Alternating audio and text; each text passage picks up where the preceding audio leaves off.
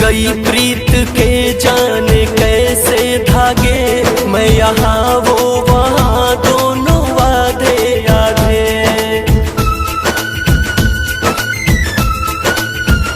टूट गई प्रीत के जाने कैसे धागे, मैं यहाँ वो वहाँ दोनों आधे आधे। न करूँ याद ना याद आऊँ, न करूँ याद ना याद आऊँ, वो मुझे मैं उसे भूल जाऊँ, वो मुझे मैं उसे भूल जाऊँ।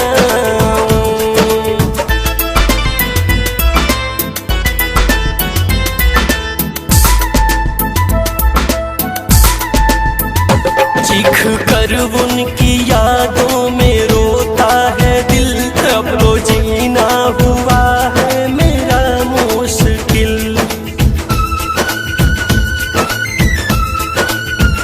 चीख कर उनकी यादों में रोता है दिल, अब तो जीना हुआ है मेरा मुश्किल।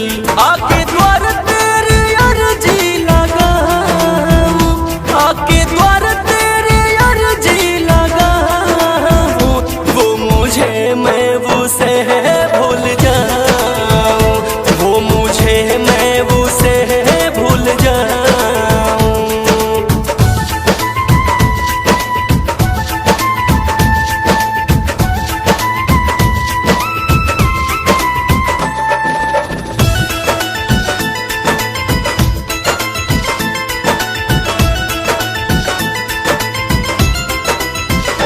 कैसे दो दिल बिछड़ के जिएंगे खुदा, यार को मेरे मुझसे न करना जुदा।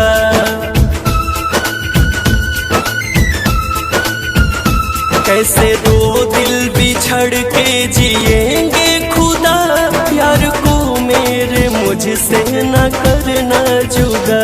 दीपक हर जाए मैं क्या बताऊं, अनुकुंदन बिट्टू क्या बताऊं, वो मुझे मैं उसे